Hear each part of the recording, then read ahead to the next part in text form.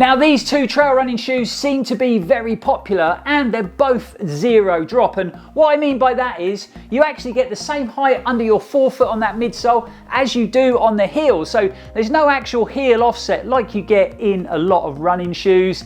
They are also the only two zero drop trail shoes in my current running shoe lineup, so I thought it'd be great to sort of compare the two together when it comes to fit, comfort and performance. So let's dive into the video and it's head-to-head time.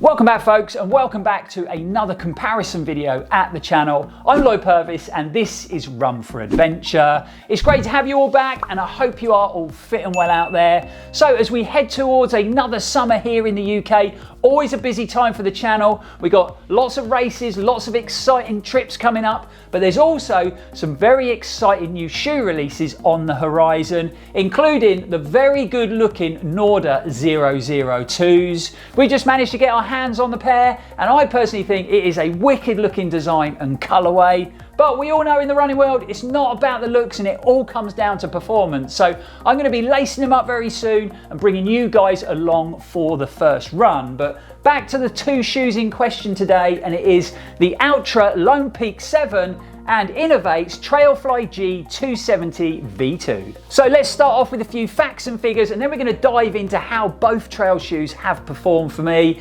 First up is going to be price. So the more affordable out of the two options is the Lone Peak, coming in at £135 here in the UK, whereas the inov-8 shoe is quite a bit more expensive at £150. Moving on to weight, and this was a bit of a surprise for me. So the Lone Peak actually weighs in at a pretty heavy 320 grams in a UK 9.5. And that really surprised me because I always thought the Lone Peak was a pretty lightweight sort of stripped back trail running shoe in their lineup, whereas you do get quite a big weight saving compared to that with the inov-8 shoe. So these actually weigh in at a reasonable 287 grams, and that's in a UK 10. So I did actually have to go up a size in these because, like a lot of the current sort of trail running shoes from inov-8, the sizing is on the small side. Speaking of sizing, and like I just mentioned, the Trailflies definitely size up small, and I have actually found over the last few years that the inov-8 sizing between models can be pretty inconsistent. So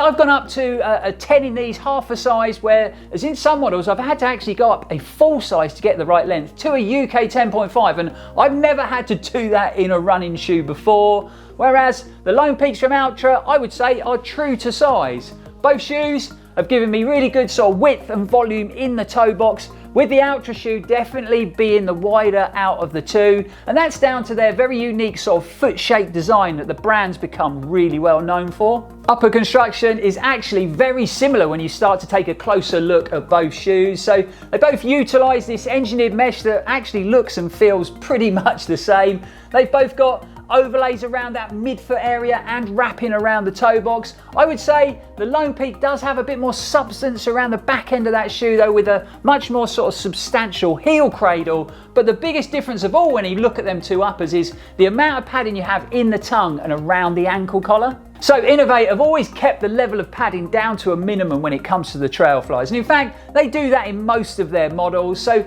we do have a little bit of padding in the heel and around that ankle collar, but when it comes to that gusseted tongue design, the level of padding is pretty much non-existent. However, it is a very different story on the padding front when we look at these. So you actually have quite a lot of bulk, quite a lot of padding around that ankle collar and in the heel, and that gusseted tongue is pretty well padded as well. So it does give the two uppers a very different overall feel, even though there is quite a lot of similarities. Moving down to the two midsoles, and like I've already mentioned, both shoes will give you that zero drop running experience. So there's not a heel offset on either of them. Midsole stack height with the inov-8, you get 22 millimeters, and that's including that deeply cushioned insole, whereas the Altras are going to give you 3 mil more depth on that midsole with a 25 mil stack height. We've got inov-8's Power Flow Max Foam. Try saying that quickly 3 times. And that's designed to give you a comfortable ride while still maintaining good levels of ground feel and connection underfoot.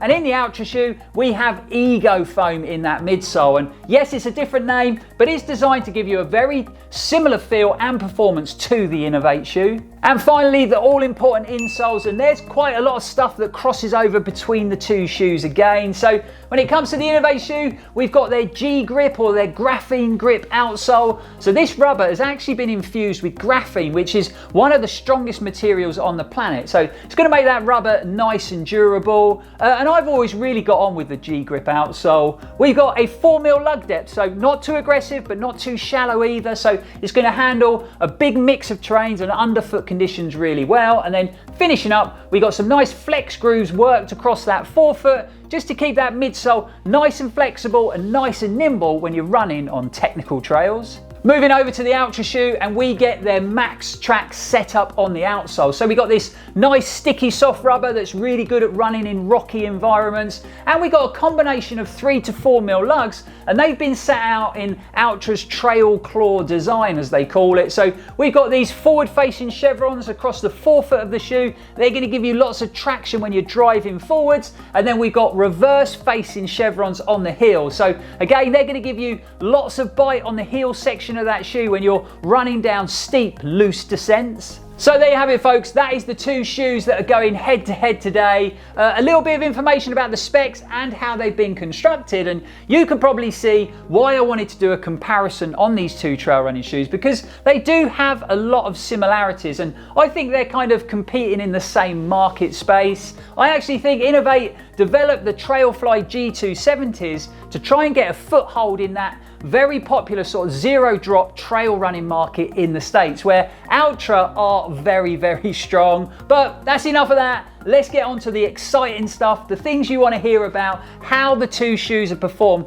down here on the trails of Cornwall. And we're going to find out which one comes out on top. So we're going to start at the bottom with the outsole and work our way up. And actually, both outsoles have performed pretty well on a big mix of terrains and different underfoot conditions. If you've seen our first impressions in the Lone Peak 7, then you'll know that we had a very wet, very muddy run on a super challenging section of coast path, and we even had a bit of snow on the ground, which is super rare in Cornwall. And this Max Track's outsole actually handled it all really well. Super grippy, very sticky on all the wet, slippy rocks. I was really surprised with the level of sort of confidence it gave me underfoot, and it actually coped with the sort of muddy, boggy sections pretty good when it comes to traction.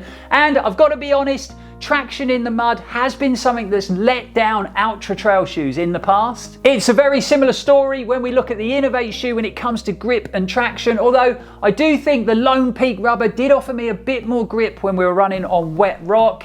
Although the G grip still performed well in that environment, and it definitely gave me a bit more traction when I was out on muddy trails. So because of that, when it comes down to outsole performance of the two shoes, I think we're going to call it a tie. Again, midsole performance is close, and both shoes kind of offered me a very similar feel when it comes to comfort and cushioning, and that's no real surprise really when you think the stag heights of the midsoles are pretty much the same. I would say the biggest difference comes down to sort of underfoot protection. So the Lone Peaks definitely give you lots of ground feel. You can feel quite a lot sort of pushing through that midsole compound, which is definitely great for connection, maybe not as good for comfort, whereas the inov-8s with that brilliantly cushioned boomerang footbed definitely felt a bit more plusher and protected underfoot, which makes the shoe feel quite a bit more comfortable, especially when you're out on a longer run. And lastly, let's talk all about the uppers, and I would say the Altra is definitely the plusher out of the two, although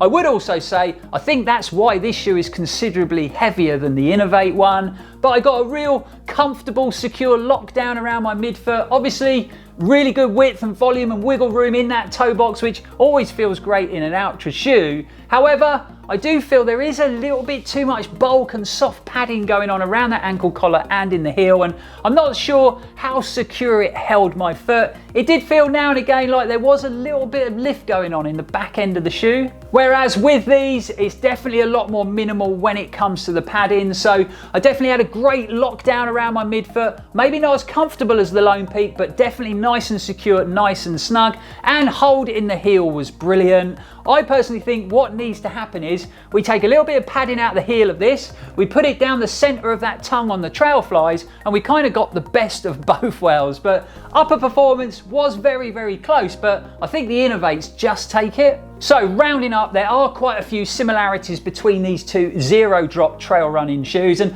to be honest, they've both performed well over the miles I've run in them, but there is one shoe that comes out on top. The main reasons being it just feels maybe it suits my type of running style more. It feels a little bit more natural to run in for me, and that is the Trailfly G270 V2s. I don't know, but for some reason, Altra trail shoes for me feel quite slappy, especially towards the end of a long run. I just feel like I'm running quite flat. I always thought it was down to the zero drop heel and I just needed a bit of offset, but that can't be the case because these are zero drop and I just don't get that feel in these. So again, that's another one of the reasons why the Trailfly comes out on top. So there you have it, folks, another comparison video crushed here at Run4Adventure. Really hope you enjoyed it, really hope you found it helpful. I'd really love to hear from you guys if you've been racking up some good miles in these two trail running shoes. How do you find the performance? Do you think one performs better than the other?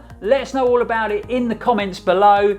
Just before we sign off, I know I keep harping on about it, guys, but the pre-orders for the summer edition Run4Adventure technical short sleeve tees is now open, but it's gonna close really, really soon. So definitely want to get those pre-orders in as quick as possible because we're gonna have very limited stock once they close. So if you want to make sure you've got one of them cool technical short sleeve tees for this summer, get those orders in fast. But for now, guys, thanks for watching. Thanks for all the amazing support. It's really appreciated. We'll be back on the channel very, very soon. And as always, stay safe and keep on running. I guess that's first blood to the Altra shoe. When it comes down to weight, we've got a stack height on the inov-8s of 22 mil, and that's including the internal cushioned insole, whereas inov-8 are using their Power Flow Max foam, and try saying that quickly 3 times, in that midsole, giving you that sort of comfortable ride but still offering you lots of connection and ground feel, whereas Altra have gone for their Ego Max foam. No, not Ego Max, it's not Max. Ah!